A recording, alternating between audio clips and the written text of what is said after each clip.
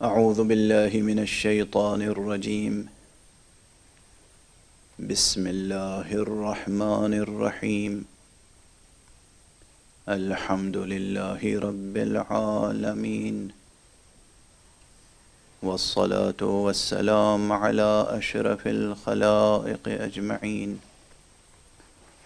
سيدنا وسيد الأولين والآخرين، حبيبنا وحبيب إله العالمين، إمام المرسلين وخاتم النبيين، أبي القاسم المصطفى محمد.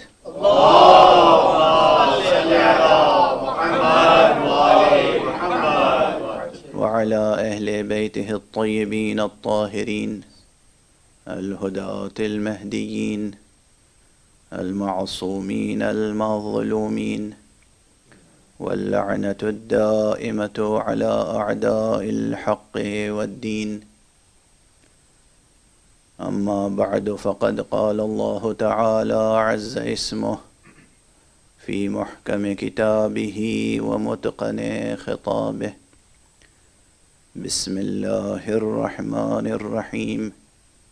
لو أنزلنا هذا القرآن على جبل لرأيته خاشعا متصدعا من خشية الله، وتلك الأمثال نضربها للناس لعلهم يتفكرون. صدق الله العلي العظيم. اللهم صل على محمد وآل محمد. ایک اور بلند تر صلوات. اللهم صل على محمد وآل محمد.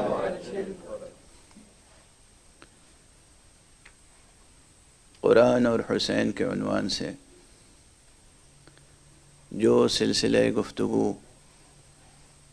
پہلی محرم سے شروع ہوا تھا، وہ آج اس مجلس پر اختتام پذیر ہو رہا ہے. بظاہر یہ اس موضوع پر، اس منبر پر اس سلسلے کی آخری مجلس ہے، مگر میں آپ حضرات کے سامنے گزارش کر چکا ہوں کہ یہ موضوع مسلسل اب دروس کی شکل میں آپ حضرات تک پہنچے گا. قرآن کی شان اعجاز اور سرکار سید الشہداء ابو عبداللہ الحسین اللهم صل على محمد وآل محمد علیہ الصلاۃ والسلام کی زبان مبارک پر جن جن مواقع پر، صرف ان 9-10 دنوں میں نہیں، صرف خطبات عاشورہ میں نہیں، اصلاً شأن تلاوت حسین،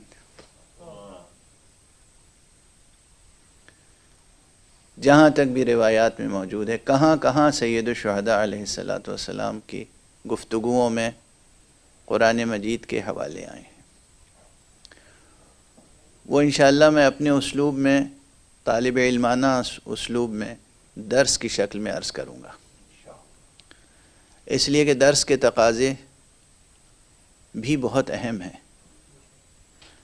محرم کی ان مجلسوں کے تقاضے اور اس کا ماحول اور اس کی فضا ذرا مختلف ہوتی ہے. اس میں بہت سے امور کو ملحوظ رکھا جاتا ہے. اس کا ایک خاص اسلوب ہے، درس کا اپنا ایک اسلوب ہے. انشاءاللہ یہ گفتگو درس کے پیرائے میں جاری رہے گی، لیکن آج اس مجلس میں اب تک جو کچھ گزارش کر سکا ہوں اور جو کچھ آج مزید عرض کر سکتا ہوں، مختصر طور پر عرض کرنے کی کوشش کروں گا. آپ حضرات ایک بلند صلوات ارشاد. اللهم صل على محمد وآل محمد. مکرر عرض کیا آپ کی خدمت میں کہ قرآن مجید معجزہ الہی ہے. قرآن مجید سند نبوت مصطفیٰ ہے صلی اللہ علیہ وآلہ وسلم. اللهم صل على محمد وآل محمد. قرآن مجید سند نبوت مصطفیٰ ہے صلی اللہ علیہ وآلہ وسلم. اللهم صل على محمد وآل محمد. قرآن مجید سند نبوت مصطفیٰ ہے. قرآن مجید سند نبوت مصطفیٰ ہے. قرآن مجید سند نبوت مصطفیٰ ہے. قرآن مجید کنز علمی مقام ختم نبوت ہے۔ قرآن مجید ظرف علم الہی نہیں ہے، مختلف ظروف علم الہیہ میں سے ایک ظرف ہے۔ وہ علم الہی جو صفت ہے ذات الہی کی، وہ غیر از ذات الہی کسی اور ظرف میں آ ہی نہیں سکتا۔ ذات الہی نامتناہی ہے، علم الہی نامتناہی ہے، قدرت الہیہ نامتناہی ہے، وہ کسی ظرف میں نہیں آ سکتا۔ لیکن ان ظروف میں سے جن کو خود حق سبحانہ و تعالی نے متعارف کرایا ہے، ایک ظرف ام الکتاب ہے۔ ام الکتاب کیا ہے؟ یہ بھی ایک ظرف ہے جس میں علم الہی کا ایک بڑا حصہ موجود ہے، یا کہنا چاہیے ایک حصہ موجود ہے، ام الکتاب۔ دوسرا ظرف امام مبین، وہ بھی ایک ظرف علم الہی ہے۔ تیسرا ظرف کتاب مبین، امام مبین الگ ہے، کتاب مبین الگ ہے، ام الکتاب الگ ہے، قرآن الگ ہے۔ جس طرح تورات الگ ہے، زبور الگ ہے، انجیل الگ ہے، قرآن الگ ہے، وہ کوئی اور ہی شخصیت ہو سکتی ہے جو ایک ہی وقت میں دست مبارک مصطفیٰ پر آ کر اور اجازت طلب ہو، اے خزینہ دار علم الہی، اجازت ہے کہ اظہار علم الہی کروں۔ ایک صلوات پڑھ دیجئے محمد۔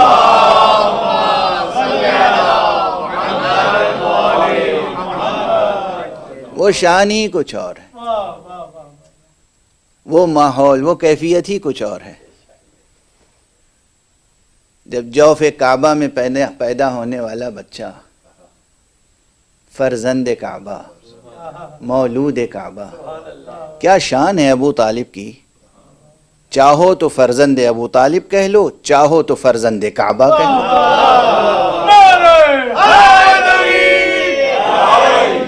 کیا شان،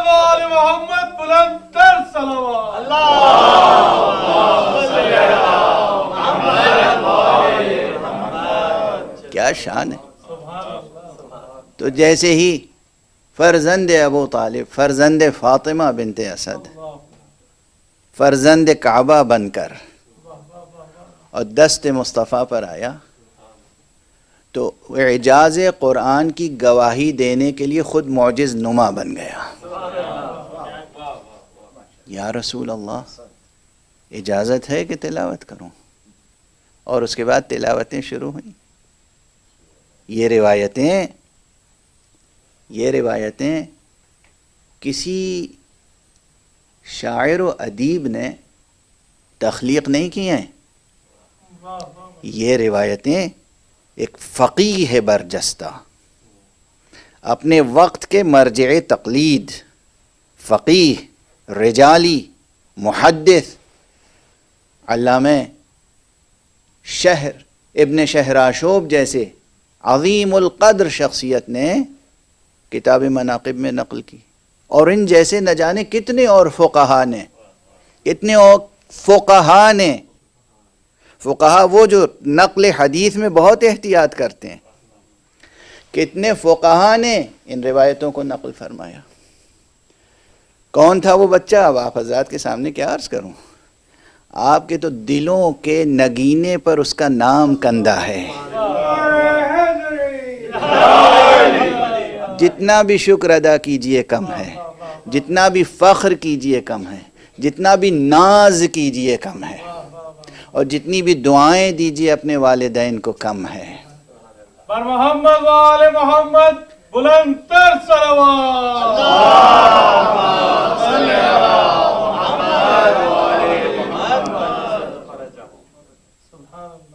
تو کبھی کبھی ایسا ظرف علم بھی سامنے آتا ہے۔ ام الکتاب الکتاب کتاب مبین، امام مبین اور خاتم النبیین. فرمانا تو بہرحال قرآن وہ کتاب ہے جو کنز و گنجینہ علم الہی ہے مقام ختم نبوت کے لیے، اور سند نبوت مصطفیٰ ہے.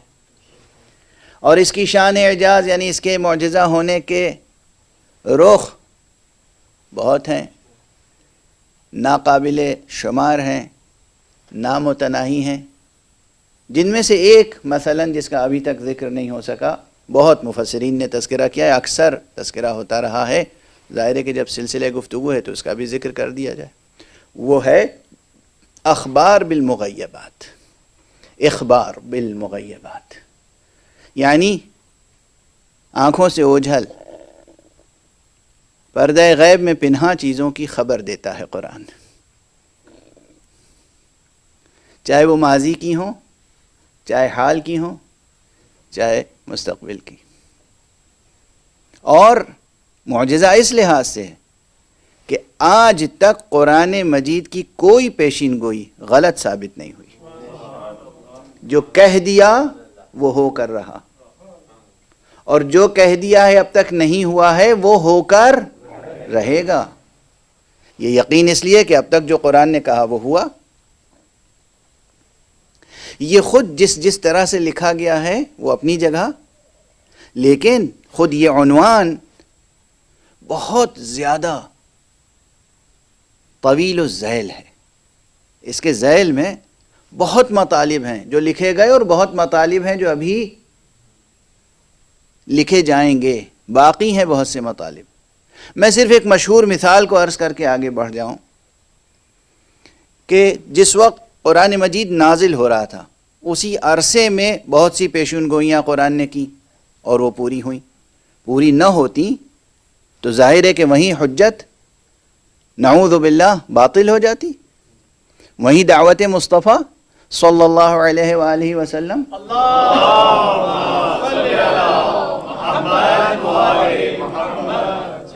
تمام ہو جاتی، متوقف ہو جاتی. نعوذ باللہ، ہزار بار نعوذ باللہ، بطلان ظاہر ہو جاتا. یہ قرآن جس میں خود حکایت کی گئی ہے کہ بعض ایسے منافق تھے اور بعض ایسے دشمن تھے جن کے وجودوں میں، جن کے ہیکلوں میں صہیونیت کا تخم اسی وقت موجود تھا. وہ جو یہودی تھے دشمن، وہ آپس میں مشورے کرتے تھے اور ایک دوسرے سے کہتے تھے کہ جاؤ صبح صبح سویرے سویرے ایمان لے آؤ، اور دن ڈھلتے ہوئے اعلان کر دو کہ ہم تو ایمان ضرور لائے تھے مگر ہمارے لیے یہ سچا دین ثابت نہیں ہوا. نتیجہ یہ ہوگا کہ تمہارا یہ عمل دیکھ کر دوسرے لوگوں کا ایمان بھی کمزور ہو جائے گا.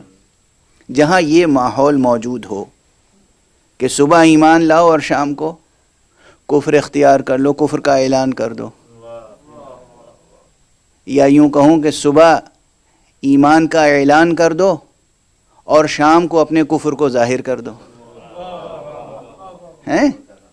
جہاں یہ ماحول موجود تھا وہاں قرآن مجید نے ایسی باتیں کہیں کہ اگر کوئی جھٹلا سکتا تو جھٹلانا اس کے لیے آسان ہوتا.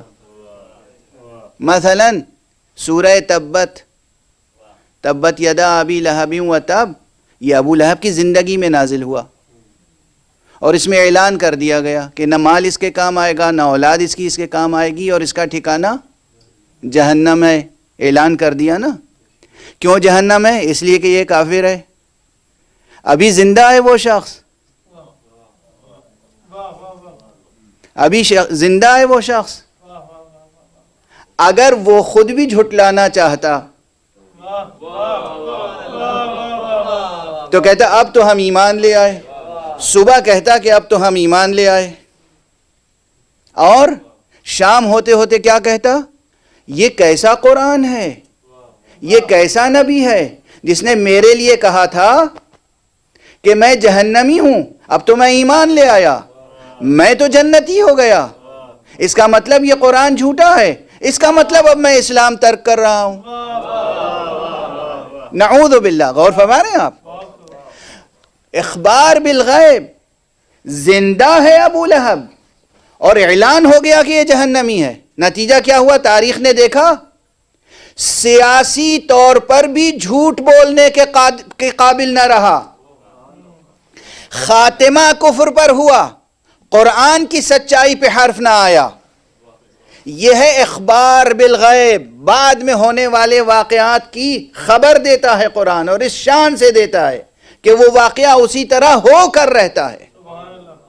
نہ جانے کتنے اور واقعات ہیں ایسے جس کی قرآن مجید کی آیتوں میں صراحتاً یا کنایتاً بات کہی گئی، اور پھر جو بات کنایے کے طور پہ قرآن میں کہی گئی تھی اسے صراحت کے ساتھ رسول اللہ صلی اللہ علیہ وآلہ وسلم نے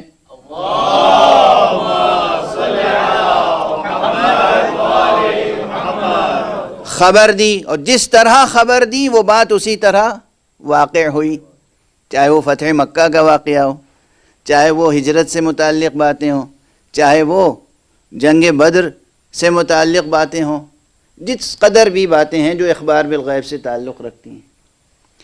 یا سورہ روم سے متعلق مشہور واقعہ، میں تو صرف اس وقت حوالے دے کر آگے بڑھ رہا ہوں تاکہ ایک بحث جو کل شروع ہوئی تھی وہ تھوڑی سی اور آگے بڑھ سکے۔ تو ایک معجزہ قرآن مجید کا یہ بھی ہے کہ اس نے آئندہ آنے والے واقعات کی خبر دی ہے، اور اس نے پردہ غیب میں موجود حقائق کی خبر دی ہے۔ اور پردہ غیب میں موجود حقائق صرف مستقبل سے متعلق نہیں ہیں، اور غیب کی بھی قسمیں ہیں، غیب مطلق ہے، غیب اضافی ہے، یہ سب بحثیں الگ۔ بہت سی چیزیں ماضی میں ہوئیں، بظاہر حضور صلی اللہ علیہ وآلہ وسلم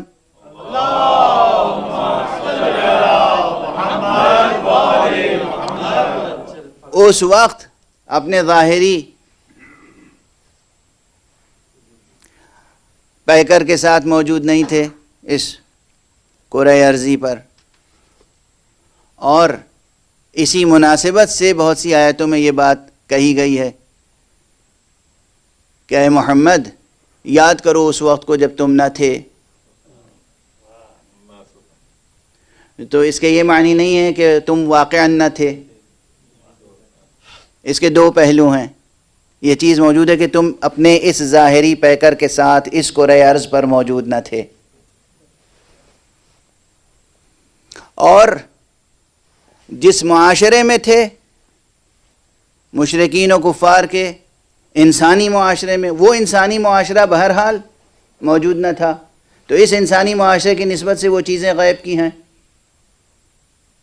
اور اس غیب کو بیان کر رہا ہے قرآن مجید، اور اس کے بعد محققین تحقیق کرتے ہیں تو اسی نتیجے پہ پہنچتے ہیں جس نتیجے پر قرآن پہنچا۔ اب یہ اجمالی عنوانات ہیں، سینکڑوں صفحوں کی کتابیں لکھی گئی ہیں ان ایک ایک عنوانات پر، اور ابھی لکھی جائیں گی۔ قرآن مجید کی ایک شان اعجاز اخبار بالمغیبات، اخبار بالغیب سے ہٹ کر وہ اسٹیٹمنٹس ہیں، وہ بیانات ہیں جو قرآن مجید کے نزول کے زمانے میں جن کی تصدیق ممکن نہ تھی، لیکن زمانے کے گزرنے کے ساتھ ساتھ ان کی تصدیق ہوتی چلی جا رہی ہے۔ یہ اصطلاحاً اخبار بالغیب کے زمرے میں نہیں آتی ہیں آیتیں، لیکن یہ آیتیں وہ قرآنی بیانات ہیں جن کی تصدیق جیسے جیسے تجربہ انسانی، عقل انسانی، علم انسانی آگے بڑھتا چلا جا رہا ہے، تصدیق ہوتی چلی جا رہی ہے۔ یہ بھی ایک پہلو ہے، اور ان پہلوؤں کی طرف اشارہ کر کے اب ظاہر ہے یہ طالب علموں کے لیے صرف ایک حوالہ ہے اور ایک غور و فکر کا عنوان ہے، تحقیق کا عنوان ہے کہ کتنے وہ اسٹیٹمنٹس ہیں، کتنے وہ قرآنی بیانات ہیں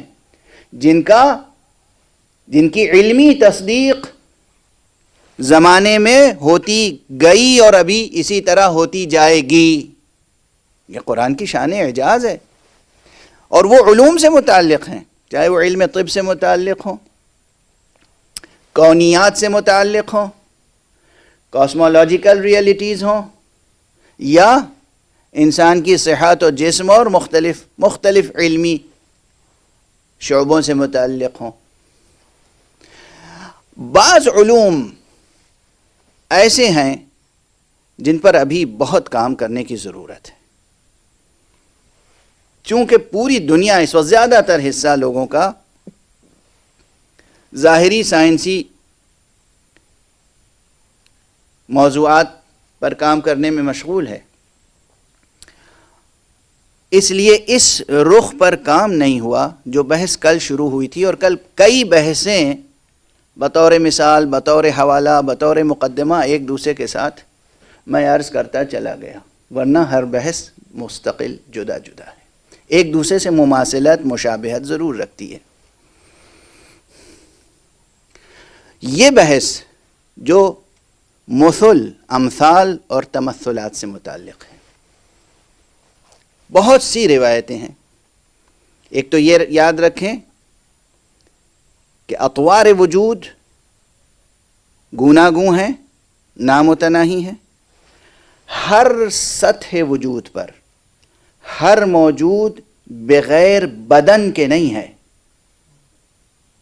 مگر اس کا بدن اس سطح وجود پر اسی سطح وجود کے مطابق ہے.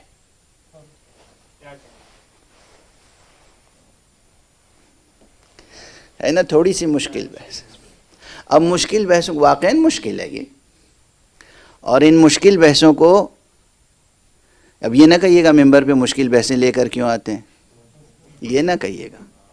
یہ میں پہلے بھی عرض کر چکا ہوں، ممبر پر جب خطیب آتا ہے، خطیب مکتب حسینی، خطیب مدرسہ غدیر، خطیب آل محمد، وہ خطیب جس کا وظیفہ ہے ذکر قرآن اور ذکر اہل قرآن، اس خطیب کی ذمہ داری یہ ہے کہ جیسے جیسے اس ممبر کی سیڑھیاں چڑھ کے خود بلند ہو، ویسے ہی پورے معاشرے کو پکڑ کے بلند کرنے کی کوشش کرے. محمد وآل محمد بلند تر صلوات.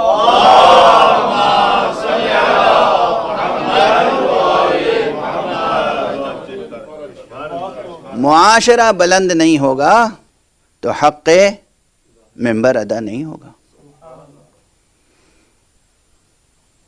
اب دیکھیے پھر وہ بات سے بات نکلتی ہے، معاشرہ کیسے بلند ہوگا؟ پورا انسانی معاشرہ، اور بالخصوص جو کلمہ گو حضرات ہیں. یہ یاد رکھیے کہ بغیر قرآن اور حقیقت قرآن سے وابستگی ممکن نہیں ہے کہ آپ بلند ہو سکیں. قرآن مجید کی مثال بھی حبل اللہ سے دی گئی ہے،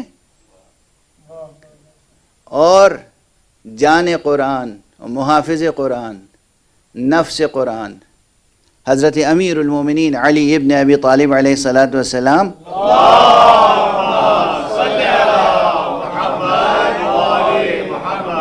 کی مثال بھی حبل اللہ سے دی گئی ہے. لسان پیغمبر پر حبل اللہ، اللہ کی مضبوط رسی، حبل اللہ المتین. یہ رسی کی مثال کیوں دی گئی؟ رسی کوئی بہت حسین و جمیل چیز ہوتی ہے، تشبیہ تو دی جاتی ہے عموماً، اور ارباب بلاغت جانتے ہیں، شاعری اور ادب سے جو سروکار رکھتے ہیں، فصاحت و بلاغت و حسن بیان، کہ تشبیہ جب دی جاتی ہے تو کسی حسین چیز کی دی جاتی ہے. سامنے معشوق ہے آپ، اور وہ ہے تو آپ ہی کے جیسا، انسان ہے، دو آنکھیں ہیں، بھویں ہیں، خد و خال ہے. آپ مثال اسے دے رہے ہیں چاند کی، یا مثال دے رہے ہیں اگر بہاریہ ذوق ہے تو گلاب کی، یا اگر اور پر نور آپ کا ذوق ہے تو مثال دے رہے ہیں سورج کی. کیوں؟ گلاب زیادہ حسین ہے، خوبصورت ہے، چاند زیادہ حسین ہے، خوبصورت ہے، پر نور ہے، سورج اصلا نور کا سرچشمہ ہے اس عالم مادی میں. تو تشبیہ دی جاتی ہے عموماً. کسی کی مذمت و حجو کرنی ہو تو الگ بات ہے، وہ باب الگ ہے. اور بدقسمتی سے ایسے لوگ ہوتے بھی ہیں کہ جن کی مجبوراً بھی حجو کرنی پڑتی ہے. لیکن میرا ذوق یہ ہے کہ ممبر پر عموماً ایسے لوگوں کا تذکرہ نہیں کرتا، کیونکہ یہ پرنور بزم جو نکھت و خوشبو بہشت سے معمور ہے، اس میں کوئی ایسا نام آنا نہیں چاہیے کہ جس سے خوشبوئیں بھی دور ہوتی چلی جائیں. تو ایسے مجبوراً ہیں ایسے کردار جن کی مذمت کرنی پڑتی ہے، جن کی حجو کرنی پڑتی ہے. لیکن عموماً وہاں بھی تشبیہیں آتی ہیں تو وہ ظاہر ہے وہ اسی قسم کی تشبیہیں ہوتی ہیں. لیکن عموماً تشبیہ جب لفظ تشبیہ آتا ہے، لفظ استعارہ آتا ہے تو اسی اعتبار سے آتا ہے. اصل یہ ہے کہ تشبیہ حسین ہو. بھیا رسی کون سی بڑی حسین چیز ہے، وہ بھی اس زمانے. اب تو آج کل تو ماشاءاللہ وہ پلاسٹک کی بٹی ہوئی رسیاں، رنگین، لال، پیلی، نیلی، مطلب کیا خوبصورت مضبوط چمکتی ہوئی ڈیزائن والی اچھی رسیاں ہوتی ہیں. اس وقت مونج کی رسی، اور اب وہ سب آپ حضرات جانتے ہوں گے. رسی کوئی حسین چیز تو ہے نہیں کہ جس سے تشبیہ دی جائے. پھر تشبیہ کیوں دی گئی؟ میرا خیال ہے یہ بحث سب بچے سمجھ جائیں گے. رسی کا سب سے زیادہ استعمال کیا ہے؟ رسی اس زمانے میں جب قرآن نازل ہو رہا تھا، سب سے زیادہ معاشرہ انسانی کے لیے سب سے زیادہ جو استعمال تھا وہ تھا کنوؤں سے پانی نکالنا. یقین فرمائیے باقی سب استعمال رسی کے ثانوی ہیں، وہ سب کمتر درجے پہ. اصل استعمال ہے کنویں سے پانی نکالنا. کنویں سے جب پانی نکالتے ہیں تب یہ سب بیان اس لیے کر رہا ہوں تاکہ تشبیہ مکمل ہو جائے. تو کیا ہوتا ہے، ایک ڈول یا ایک بالٹی یا کوئی ظرف، کوئی برتن رسی کے ایک سرے پہ بندھا ہوتا ہے، اور رسی کا ایک سرا اوپر کسی صاحب اختیار اور صاحب قوت کے ہاتھ میں ہوتا ہے. وہ اسے اوپر سے ڈھیلتا ہے وہاں تک جہاں تک پانی میسر آ جائے. جب وہ ظرف پانی سے بھر جاتا ہے تب وہ رسی کو کھینچنا شروع کرتا ہے. اب جو چیز نیچے ہے وہ اوپر چلی جاتی ہے. کبھی رسی کے ذریعے اوپر کی چیز نیچے نہیں لائی گئی، کبھی ممکن نہیں ہے، نقصان ہوگا، خطرہ ہے. رسی کے ذریعے ہمیشہ نیچے کی چیز اوپر لے جائی جاتی ہے. اتنی بات سمجھ میں آئی نا؟ قرآن مجید وہ نور کی رسی ہے جس کا ایک سرا دست قدرت میں ہے، دست حق میں ہے، اور دوسرا سرا نیچے اس لیے ڈال دیا گیا تاکہ انسان اس سرے کو پکڑ لے، اس سے وابستہ ہو جائے. جب انسان پورے ارادے اور اختیار کے ساتھ، پورے ایمان اور عقیدے کے ساتھ، اپنے پورے وجود و وجدان کے ساتھ اس رسی کو تھام لے گا تو پھر وہ دست حق اسے بلند کرتا چلا جائے گا، بلند کرتا چلا جائے گا، بلند کرتا چلا جائے گا. تو قرآن سے وابستہ ہوئے بغیر اس معاشرے کا بلند ہونا ناممکن ہے. محمد وآل محمد صلوات.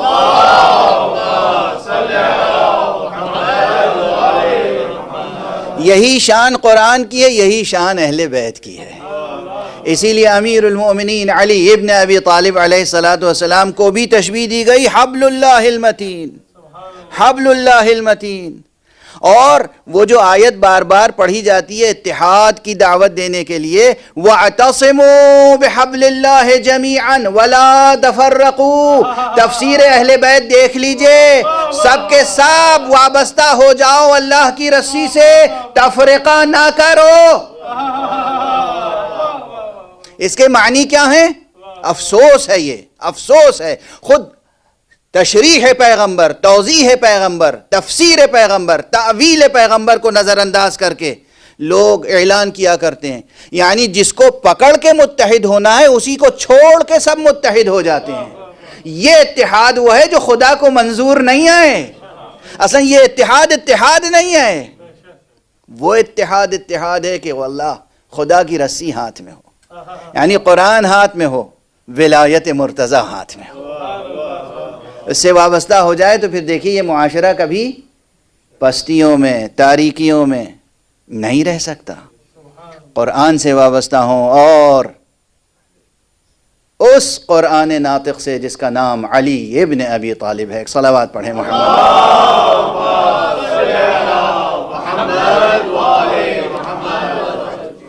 بغیر اس کے بلند نہیں ہو سکتے۔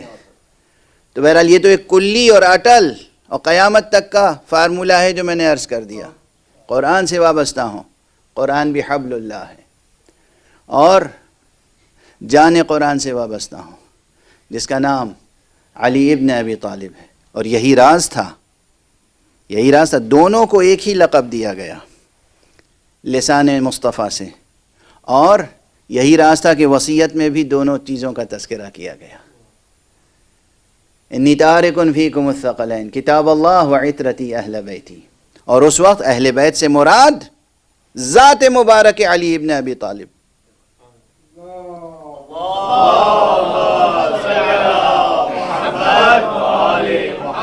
اور دیگر بلند تر صلوات۔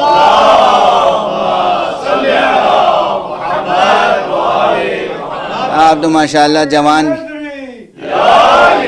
وہ سمجھ گئے جو میں عرض کرنے جا رہا تھا کہ آپ تو ماشاءاللہ جوان ہیں اور شاعر بھی ہیں۔ آپ نے اپنی قوت کے ساتھ صلوات بھیجی، لیکن وہ بظاہر اپنے بڑھاپے کے روب میں آ گئے ہیں۔ آپ کو اس سے بہتر صلوات بھیجنی چاہیے۔ ایک بلند صلوات بھیج دیجیے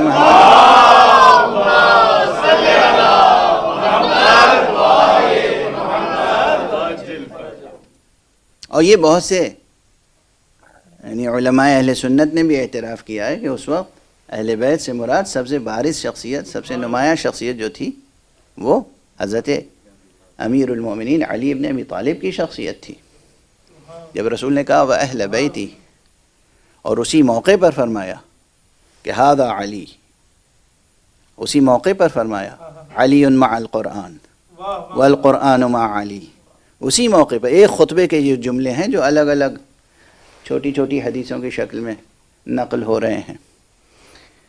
اب یہاں ٹھہر کے شاید آج کچھ زیادہ وقت لے لوں آپ حضرات کا، لیکن یہاں ٹھہر کے ایک بات تو عرض کروں، تمام حدیث کی کتابوں کو دیکھ جائیے، حضور علیہ الصلاۃ والسلام کی کوئی ایک مکمل تقریر کہیں نہیں ملے گی آپ کو۔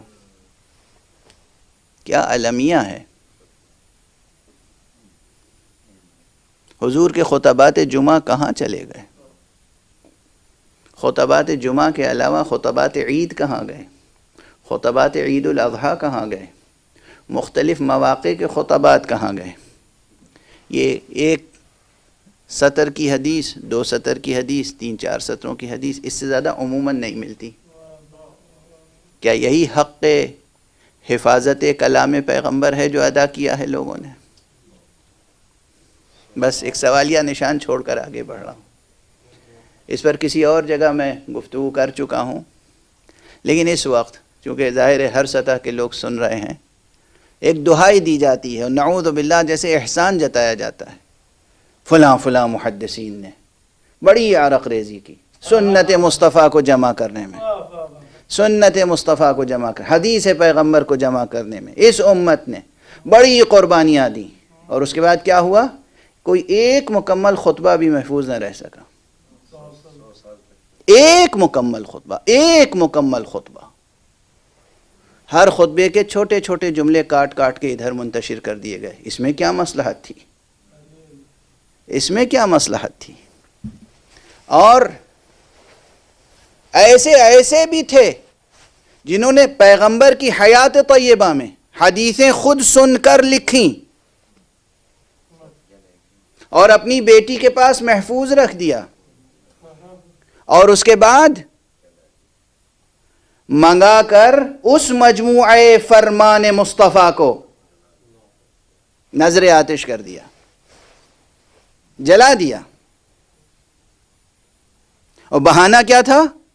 خوف یہ ہے کہ کہیں قرآن میں خلط ملط نہ ہو جائے، پوری زندگی رسول کے ساتھ رہے، لہجہ قرآن اور لہجہ محمد میں فرق نہ کر سکے؟ یہی اعجاز قرآن کا ادراک تھا، یہی شعور تھا۔ اور پھر قرآن کا سہارا لے کر اس پیغمبر کے کلام کو ضائع کر رہے ہیں جس پیغمبر کے لیے خود قرآن نے کہا ہے جو پیغمبر دیں وہ لے لو، جس چیز سے روکیں اسے ترک کر دو۔ تو پیغمبر نے جو کچھ عطا کیا، جو کچھ دیا، اسے نظر آتش کر رہے ہیں۔ خدا کی قسم کیا امت تھی! ضبط کیجئے گا، ایک جملہ کہے بغیر آگے نہیں بڑھ سکتا۔ کوئی کلام پیغمبر نظر آتش کر رہا تھا، کوئی اس در پیغمبر کو نظر آتش کر رہا تھا جس دروازے پر آ کر مسلسل کہتے تھے السلام علیکم یا اہل البیت۔ کیا تاریخ ہے! کیسی المناک تاریخ ہے! کیسی المناک تاریخ ہے! سیاسی درباروں نے جو تاریخ لکھی، سیاسی مورخوں نے جو بیانات جمع کیے، قلم فروش، ضمیر فروش، ایمان فروش لوگوں نے جو مجموعے تیار کیے، اب رخ بدل جائے گا۔ میری صحت ساتھ نہیں دیتی، بہت سمیٹ کے، بہت ضبط کر کے میں آتا ہوں اور آپ کے سامنے چند جملے عرض کرنا چاہتا ہوں۔ اگر یہ باب کھل گیا تو پھر درد بھی بڑھ جائے گا سینے کا، اور یہ درد آپ تک منتقل بھی ہوگا تو بہت کربناک ہوگا۔ حضور کی حدیثیں نظر آتش کی گئیں۔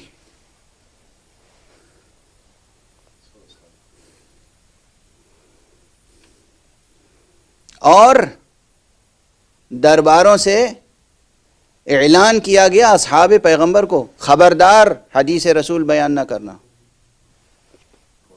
خبردار حدیث پیغمبر بیان نہ کرنا۔ کیا حفاظت ہے سنت پیغمبر کی! کیا حفاظت ہے!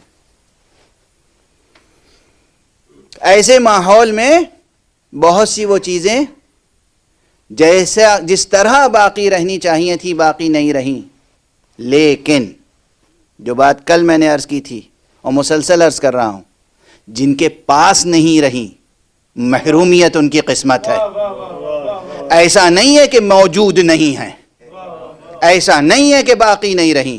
قرآن بھی تحریف سے محفوظ رہا، پورا متن دین تحریف سے محفوظ رہا، چاہے وہ اقلیت کے پاس ہو یا اکثریت کے پاس ہے تو محفوظ۔ اگر اقلیت کے پاس بھی متن دین، اصل دین، جوہر دین، روح دین اور قرآن مجید محفوظ ہے تو بس محفوظ ہے۔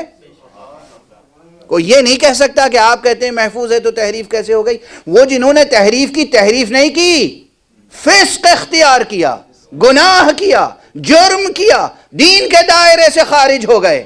دین کے دائرے سے خارج ہونا یا گناہ کرنا، اللہ نے یہ ذمہ نہیں لیا ہے کہ ہم کسی کو گناہ نہیں کرنے دیں گے۔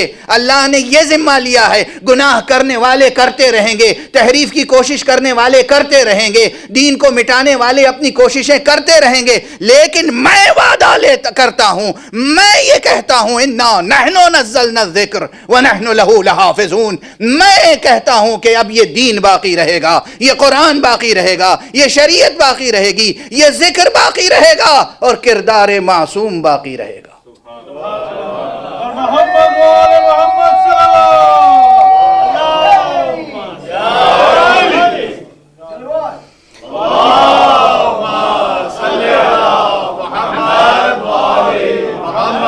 بہرحال بات سے بات نکلتی چلی جا رہی ہے، اور آج بھی کئی عنوانات ایک کے بعد ایک آ رہے ہیں، لیکن اصل جس عنوان کی طرف لانا چاہ رہا ہوں وہ یہ کہ کل جہاں گفتگو پہنچی تھی، قرآن مجید روز محشر ایک خوبصورت حسین جوان کی شکل میں آئے گا، بے نظیر شکل ہوگی، نورانی۔ یہ کیا ہوگا؟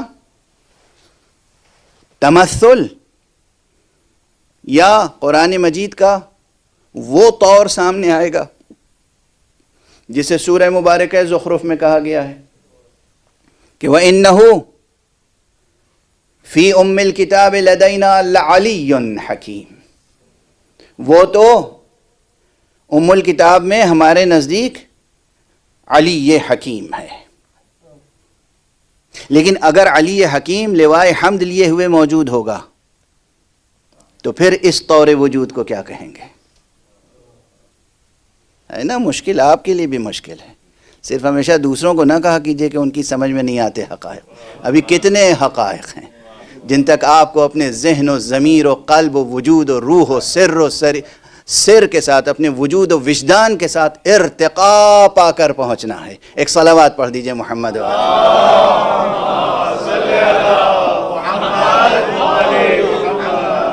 کتنے مطالب ہیں، کتنے مقامات ہیں، اور ارتقاء کا ایک ہی قانون ہے، اقرأ ورقہ. قرآن پڑھتے جاؤ، ترقی کرتے جاؤ. ایک ایک آیت پڑھو گے، ایک ایک درجہ بلند ہوتے جاؤ گے.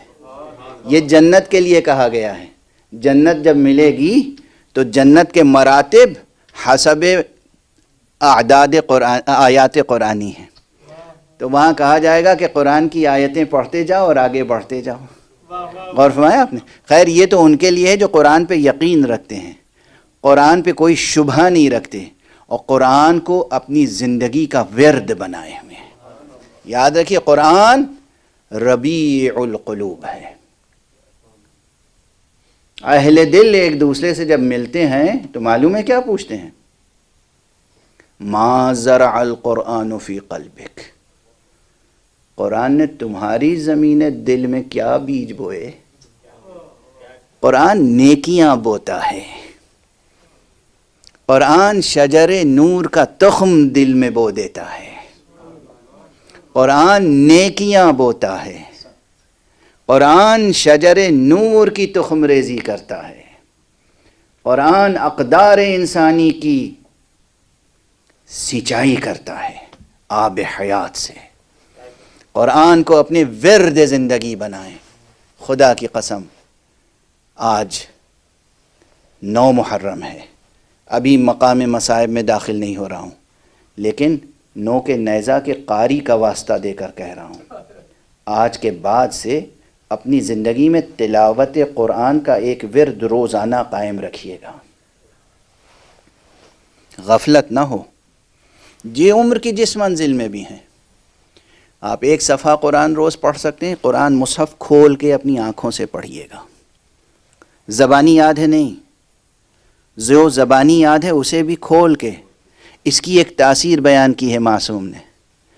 اگر زبانی بھی یاد ہے تو قرآن کھول کے سامنے رکھو، دیکھ کے پڑھو. اللہ تمہارے والدین کے گناہوں کو معاف فرمائے گا، ان کی مغفرت فرمائے گا. اگر وہ کافر بھی ہوں گے تو ان کے بھی عذاب میں تخفیف ہو جائے گی. اگر وہ کافر بھی ہوں گے تو ان کے بھی عذاب میں تخفیف ہو جائے گی اگر تم آنکھوں سے قرآن کھول کر پڑھو گے مصحف. قرآن پڑھنے کی ایک زندگی میں روش قائم کریں. ایک صفحہ صحیح، 2 صفحہ صحیح، 1 جز صحیح، نصف جز صحیح، 1 پارہ، آدھا پارہ، 1 سورہ. قرآن ضرور پڑھیں. قرآن ربیع قلوب ہے، دلوں کی بہار ہے قرآن، دلوں کی بہار ہے قرآن. ہاں لیکن یہ قرآن جب پڑھیں تو جس جذبے سے پڑھیں اس میں جذبہ ولایت ہونا چاہیے. ولایت امیر المومنین علی ابن ابی طالب. ورنہ یہ بھی حدیث پیغمبر کا حصہ ہے، رب تال للقرآن والقرآن یلعنہ. بہت سے ایسے قرآن کی تلاوت کرنے والے ہیں کہ وہ قرآن کی تلاوت کر رہے ہوتے ہیں، قرآن ان پہ لعن کر رہا ہوتا ہے. کیونکہ آپ قرآن کے الفاظ پڑھیں گے، قرآن کے معنی کو ضائع کریں گے. آپ قرآن کی آیتیں پڑھیں گے اور ان کے احکامات کو ضائع کریں گے. آپ قرآن کے الفاظ پڑھیں گے اور جانے قرآن کو پامال کریں گے. ظاہر ہے کہ قرآن لعن کرے گا. یہ چیزیں بہت براہ راست عرض کر رہا ہوں، لیکن چونکہ ظاہر ہے اس سلسلے کی آخری مجلس ہے تو کچھ چیزیں براہ راست عرض کرنا چاہ رہا تھا تاکہ جوانوں کے لیے، نوجوانوں کے لیے، بچوں کے لیے، حتیٰ کہ بزرگوں کے لیے ایک دستور العمل ضرور پہنچ جائے. یہ میری طرف سے نہیں، یہ تو رسول اللہ اور اہل بیت رسول سے ہونے والے ائمہ اطہار کا دیا ہوا دستور العمل ہے. ایک صلوات پڑھ دیجئے محمد.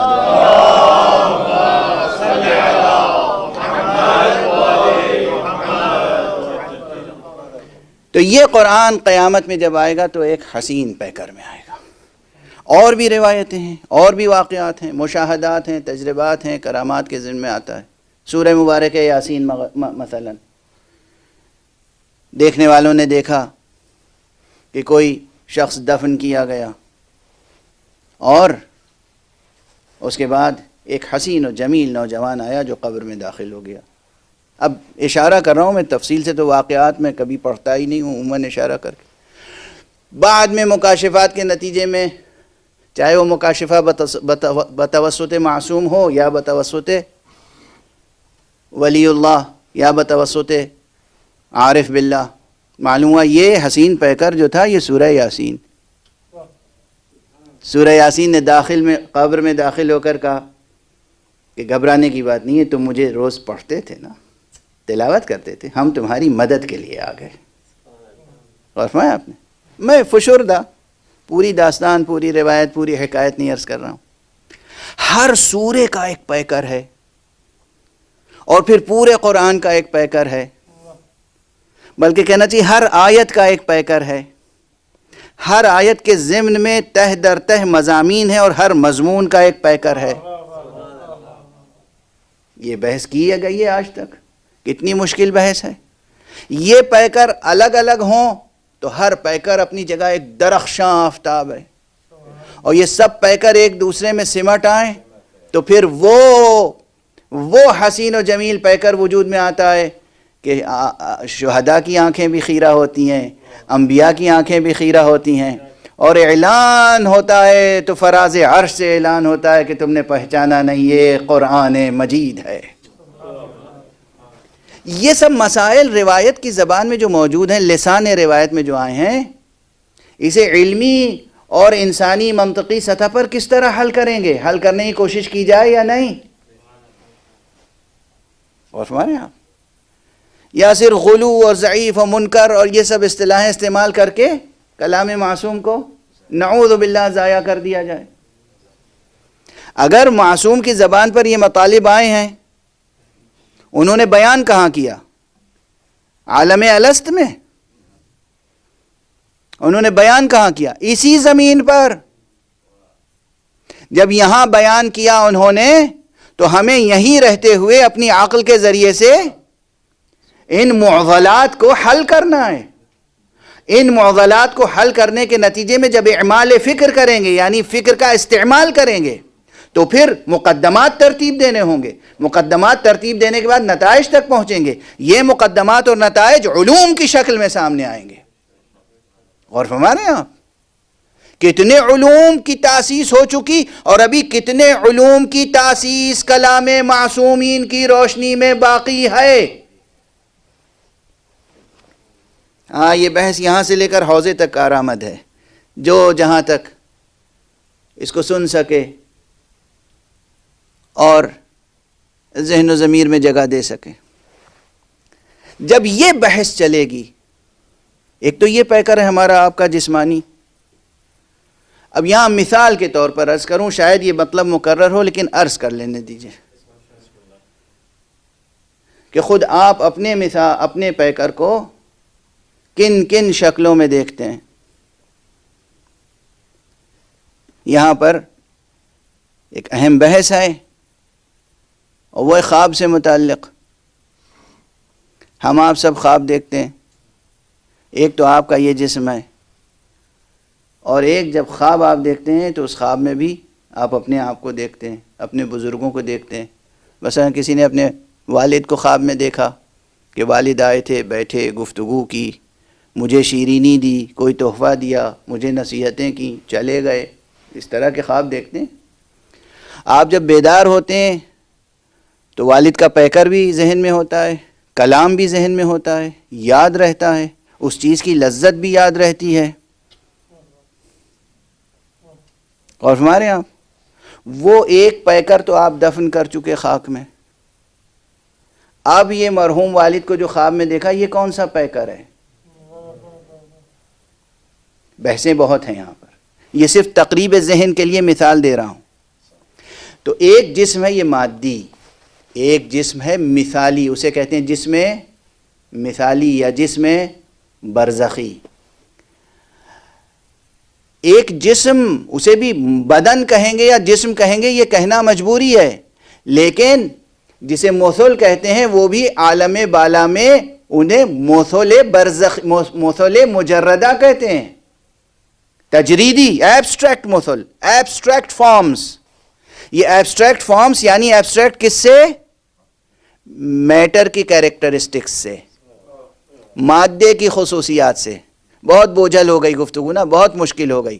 ابھی آپ سرشار ہو جائیں گے جب، اور یہ سب ایک ہی وجود کے مختلف پیکر ہیں. حق سبحانہ و تعالی، حق سبحانہ، یہ بحث بالکل سمیٹ دی، بہت بیچ میں چیزیں باقی ہیں، مقدمات باقی ہیں، نتائج باقی ہیں، تفصیلات باقی ہیں.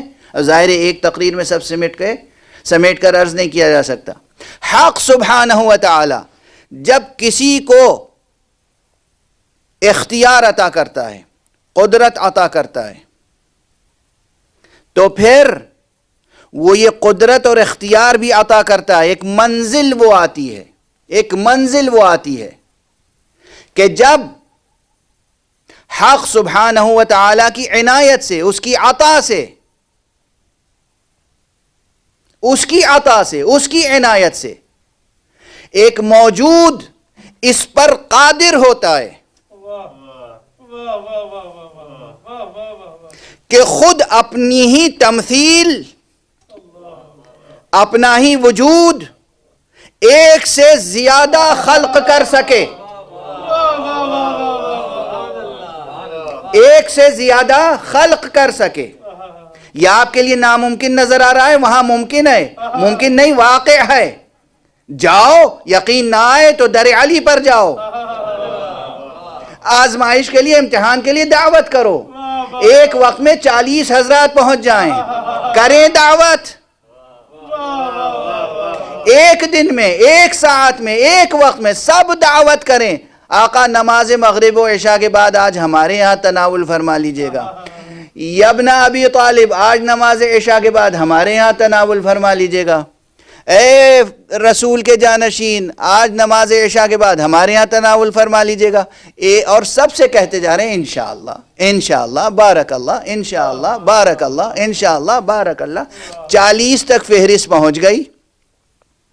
افسوس ہے کہ اس عہد میں بعض حضرات صاحب عمامہ، بعض حضرات ہم میں سے، غیر نہیں ہم میں سے، اس طرح کی روایتوں کو پڑھنے سے گریز کرتے ہیں، اسے غلو آمیز سمجھتے ہیں، اور یہ سمجھتے ہیں کہ یہ ناممکن ہے، یہ سمجھتے ہیں کہ اس کا علمی طور پر استدلال ممکن نہیں ہے. یہ فقیر عرض کر رہا ہے علمی طور پر، حکمی طور پر بھی استدلال ممکن ہے، نقلی اعتبار سے بھی ثابت ہے. اور جو عرفاء ہیں، واقعاً انقلابی عرفاء، جو صرف صوفی محض نہیں ہیں، خانقاہی نہیں ہیں، جو اصولی بھی ہیں، درایت و رجال میں بھی قدم رکھتے ہیں، اور فقیہ و مجتہد ہونے کے ساتھ عارف بھی ہیں، وہ مقام بحث میں اس بات کرتے ہیں، استشہاد کرتے ہیں.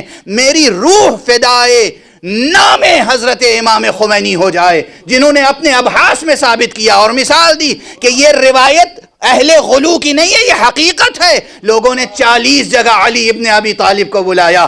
علی ابن ابی طالب ایک وقت میں 40 جگہ موجود تھے.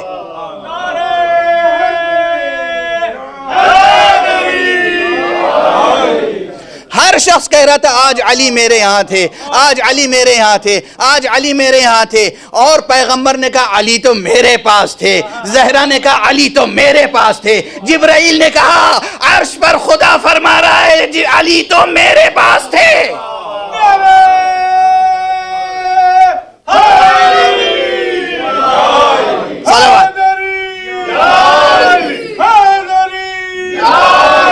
محمد وآل محمد بلند تر صلوات. اللهم صل على محمد وآل محمد. خدا جسے قدرت دے، مولوی قدرت سلب کر سکتا ہے. اللہ جسے کوئی ملکہ دے، اختیار دے، قدرت دے، طاقت دے، اسے حضرت محدث اللہ کی دی ہوئی صفت کو چھین سکتے ہیں. اور اگر اس صفت کا کوئی قائل ہو تو غالی ہوگا، اور توحید خداوندی میں خلل آ جائے گا. کتنا چھوٹا سمجھا ہے خدا کو آپ نے. وہ خدا جو علی کو خلق کرنے والا ہے، وہ خدا جو علی کو اپنے آغوش میں لینے والے اور علی کا بار اٹھانے والے محمد کو خلق کرنے والا ہے، وہ خدا آپ کی نگاہ میں اتنا چھوٹا ہے کہ محمد و علی کے فضائل بیان ہو جائیں تو توحید میں خلل آ جائے گا. ذرا اپنی توحید درست کر لیجئے. ایک صلوات پڑھیے محمد و علی.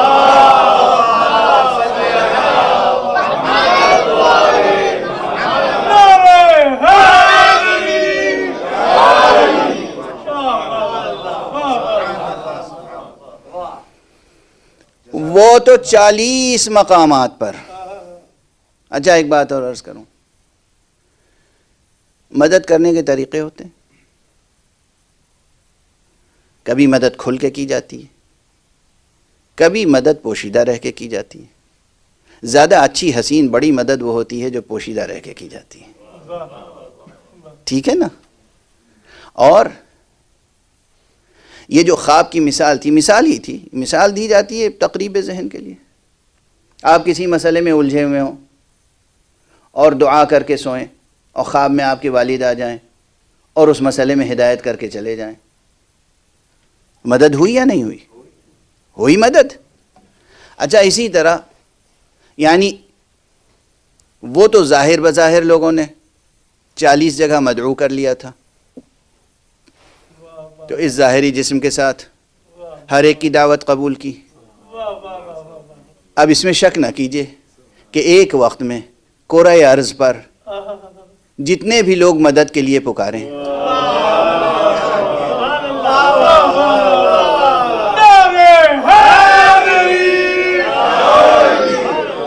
جتنے بھی پکاریں اللہ نے انہیں قدرت دی ہے. اللہ نے قدرت دی ہے. یہ اللہ نہیں ہے، یہ اللہ کے سجدہ گزار بندے ہیں. اور یہ روایت کہیں اور نہیں، اصول کافی میں ہے، جس کا آخری فقرہ یہ ہے کہ انما انا عبد من عبید محمد. حقیقت تو یہ ہے کہ میں محمد کے غلاموں میں سے ایک غلام ہوں. اللہ نے اس اپنے عبد کو اگر اتنی صلاحیتیں دی ہیں تو خود اللہ تو اس سے کہیں زیادہ بڑا ہے. اللہ کی صفتیں آپ نے محدود کیوں کر دی؟ کیا توحید ہے آپ کی؟ کیا توحید ہے آپ کی؟ آپ ہمیں بھی غلو کا الزام لگا دیں گے، بلکہ لگ ہی چکا ہے. صوفی، وحدت الوجودی اور جناب والا غالی. عجب مصیبت ہے، کوئی غالی کہتا ہے کوئی مقصر، اور ہم تو اپنے کو قاصر سمجھتے ہیں. خدا کی قسم جتنا بھی فضائل بیان کر دیں قاصر کے قاصر رہیں گے. ہم سے کہیں بیان ہو سکتے ہیں فضائل؟ ہم سے کہیں حق بندگی ادا ہو سکتا ہے؟ نہ اللہ کی حق بندگی ادا ہو سکتا ہے، نہ پیغمبر کے لیے حق نعت ادا ہو سکتا ہے، نہ معصومین کے لیے حق منقبت و ثناء اور حق فضیلت ادا ہو سکتا ہے، نہ عملاً نماز روزے کا حق ادا ہو سکتا ہے. ہم ہیں کیا؟ کس شمار میں، کس قطار میں؟ ہم کیا ہیں؟ آپ کا جو جی چاہے کہہ لیجئے. مولا علی کی محبت میں کہیں گے تو انشاءاللہ آپ کو ثواب ملے گا، اور اگر سیاسی طور پہ کہیں گے تو ایسا عذاب ملے گا کہ ہم بھی دیکھیں گے. ایک صلوات پڑھ دیجئے محمد و آلہ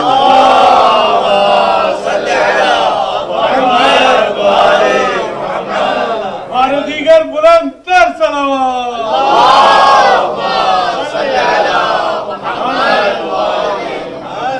ہم بھی دیکھیں گے. ہاں آپ کو اجازت دے رہے ہیں، مولا علی کی محبت میں جو چاہیں کہیے. محبت اگر درمیان میں نہیں، محبت ہوگی آپ ہمیں برا بھی کہیں گے تو ہم آپ کو بوسہ دیں گے، آپ کو شکریہ کہیں گے.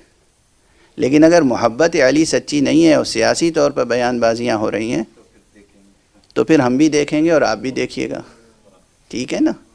ایک اور بلند تر صلوات پڑھ دیجئے.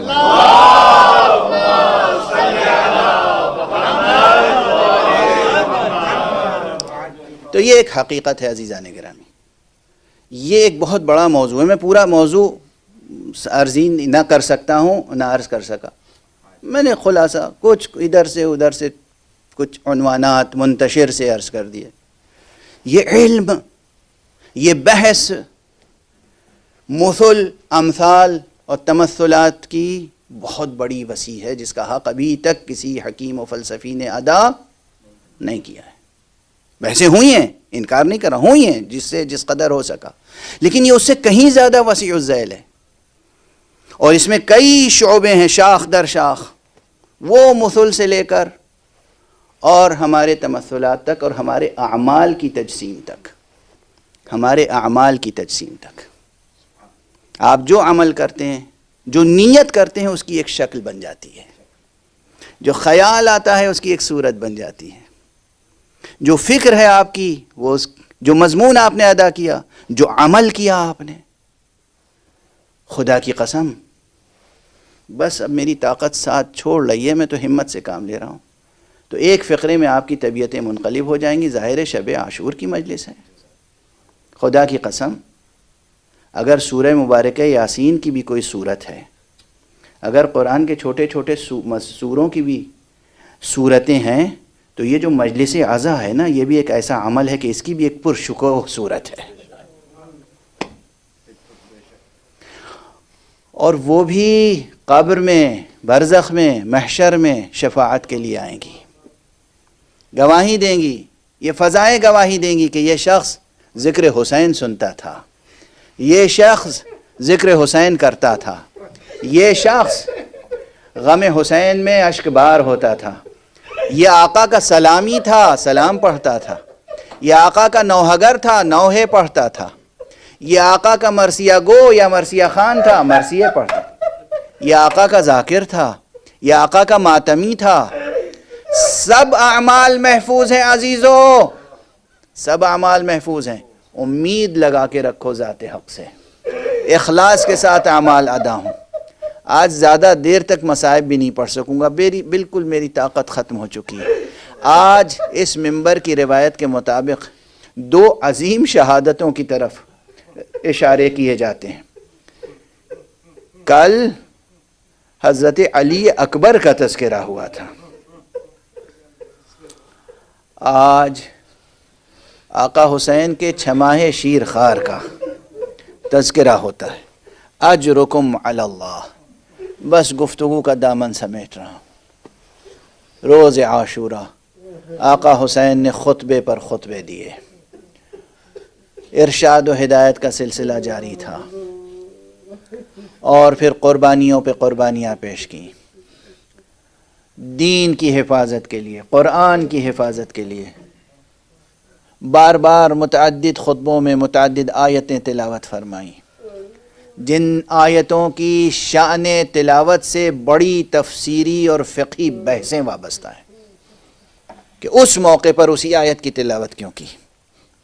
اب طاقت نہیں ہے، ورنہ وہ باتیں عرض کرتا آپ کے سامنے.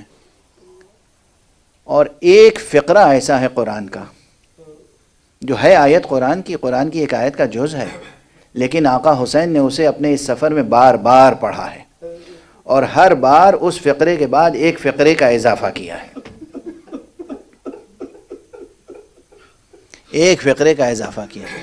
وہ فقرہ بھی قرآن میں آپ سب کو یاد ہے. وہ فقرہ بھی مقام فضائل میں پہلے میں عرض کر چکا ہوں کہ دراصل یہ فقرہ سب سے پہلے ادا ہوا تھا زبان مبارک علی ابن ابی طالب سے. انا للہ و انا الیہ راجعون. چونکہ اس وقت نزول وحی کا سلسلہ جاری تھا، یہ فقرہ خدا کو اپنے اس عبد خالص کا یہ فقرہ اتنا پسند آیا کہ خدا نے اسے متن قرآن میں شامل کر لیا، تحسین کے ساتھ، تحسین کے ساتھ، داد و تحسین کے ساتھ، بشارت کے ساتھ. اور خدا کی قسم اگر عہد نبوت جاری رہتا اور عہد نزول قرآن جاری رہتا تو آقا حسین نے جو اس فقرے کے بعد فقرہ ادا کیا ہے آج وہ بھی قرآن کا حصہ ہوتا، اس لیے کہ دونوں برابر کے فقرے ہیں. علی نے کہا تھا انا للہ و انا الیہ راجعون، حسین نے کہا انا للہ و انا الیہ راجعون رضا بقضائہ و تسلیما لامرہ. اجرکم علی اللہ. سخن معصوم، سخن حسین، کلام حسین کا اعجاز بھی یہ ہے کہ خدا کی قسم اس جملے کو میزان قرآن کے علاوہ کسی اور میزان میں تولا نہیں جا سکتا. کیا عظیم فقرہ ہے، کیا عظیم فقرہ ہے. تمام دنیا کے علماء ادب و بلاغت کو اگر قرآن ان کے سامنے سے ہٹا کر صرف یہ جملہ پیش کیا جائے انا للہ و انا الیہ راجعون رضا بقضائہ و تسلیما لامرہ، تو ہر شخص گواہی دے گا کہ یہ ایک ہی تجلی ہے. دونوں کلام اس پورے جملے میں ایک ہی تجلی ہے. اس جملے کو، دونوں فقروں کو ایک دوسرے سے الگ نہیں کیا جا سکتا. بس آپ سے اب عرض کرنے کی ضرورت تو نہیں ہے کہ یہ کس وقت کہا ہے امام نے. ہاں، جب حضرت مسلم کی شہادت کی خبر ملی تو آپ نے اس وقت فرمایا تھا انا للہ و انا الیہ راجعون عند اللہ نحتسب انفسنا. لیکن اس وقت یہی فقرہ یا اس سے ملتا جلتا فقرہ آپ نے حضرت قیس ابن مسہر صیداوی کی شہادت کی خبر ملنے پر کہا.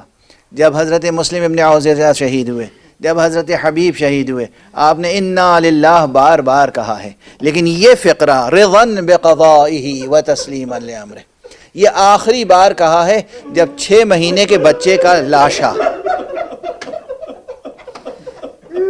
اجرکم علی اجرکم علی. جب ایک بچہ 6 مہینے کا بچہ جسے آقا لے گئے تھے کہ اگر میں تمہاری نگاہ میں گناہ گار ہوں تو یہ 6 مہینے کا بچہ، شیرخوار بچہ، دنیا کے کسی قانون میں گناہ گار نہیں ہوتا. اسے تو ایک گھونٹ پانی پلا دو، اور اس کے بعد صرف یہی نہیں کہ آقا نے کہا ہو، آپ سب جانتے ہیں اور دیکھنے والوں نے بیان کیا ہے. درباری رپورٹروں نے نہیں کہ آقا نے ایک مرتبہ اپنے بچے کو دیکھا اور کہا تم حجت خدا کے فرزند ہو، اپنی پیاس کا اعلان کر دو. ننھے سے بچے نے اپنا مرجھایا ہوا چہرہ فوج کی طرف کر دیا. بچے عموماً ماں یا باپ کی گود میں ہوتے ہیں تو سینے سے لپٹے رہتے ہیں. بچے نے چہرہ گھمایا، سوکھی ہوئی زبان سوکھے ہوئے ہونٹ پر پھیری، اور فوج میں انقلاب آ گیا.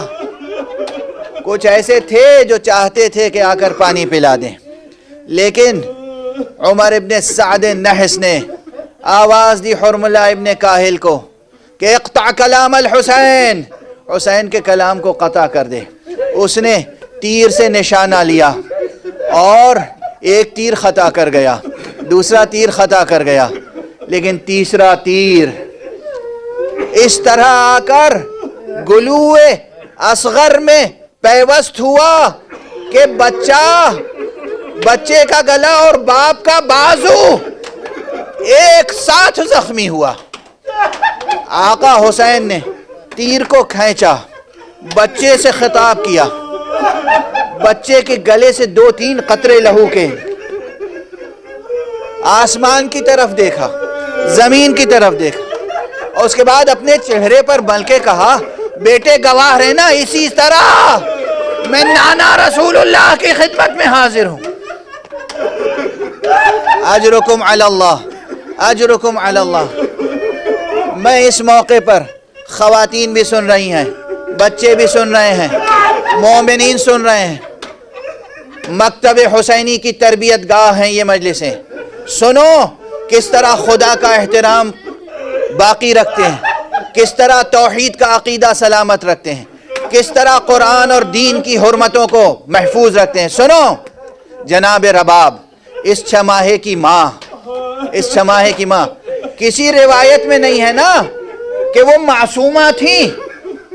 معصومہ تو نہیں تھیں، لیکن معصوم کے حرم میں داخل تھیں. امام کی تربیت، امام کی توجیہات، امام کی تعلیمات، امام کی صحبت میں رہنے کا اثر کیا تھا. عموماً کوئی عام سی خاتون ہوتی تو کیا کیا گلہ کرتی، کیا کیا فریاد کرتی، کیا کیا نوحے کرتی. ہم کرتے ہیں، ہمیں کرنے کا حق ہے، ہمیں کرنا ہے، ہمارا فریضہ ہے. لیکن جب چھدا ہوا گلا لے کر صغیر کو آقا حسین خیمے کے دروازے پر آئے اور دامن ابا کو ہٹایا. ایک مرتبہ ماں نے دیکھا اور نہ خدا سے گلا نہ شوہر سے شکوا، پورا مرثیہ ایک چھوٹے سے جملے میں، ارے میرے بچے کیا تیرے جیسے بھی نہر کیے جاتے ہیں؟ بنیا مثلو کا ینحار. بس آج کی مجلس تمام ہوئی. ایک چھوٹا سا فقرہ رباب کا اور ایک چھوٹا سا فقرہ زینب کا. اب طاقت نہیں ہے کہ سرکار سید الشہداء امام حسین کی شہادت پڑھ سکوں. شہادت عظمیٰ کا بیان ممکن نہیں، مگر ایک جملہ، جب کوئی نہ تھا ہر قربانی حسین خدا کی بارگاہ میں پیش کر رہے تھے. اکبر کو پیش کیا، قاسم کو پیش کیا، اصغر کو پیش کیا، اون و محمد کو پیش کیا. 72 لاشیں، 72 قربانیاں خدا کی بارگاہ میں پیش کی. جب خود حسین گھوڑے سے زمین پر آئے اور آپ کا گلا کٹ گیا، زینب آئی، اب فاطمہ نہیں ہے بظاہر، محمد نہیں ہے، اور آکے کہا پروردگار اللہم تقبل منا ھذا القربان. پروردگار ہم اہل بیت مصطفیٰ کی طرف سے یہ قربانی قبول فرما. انا للہ وانا الیہ راجعون رضا بقضائه وتسلیما لامرہ. انا للہ وانا الیہ راجعون.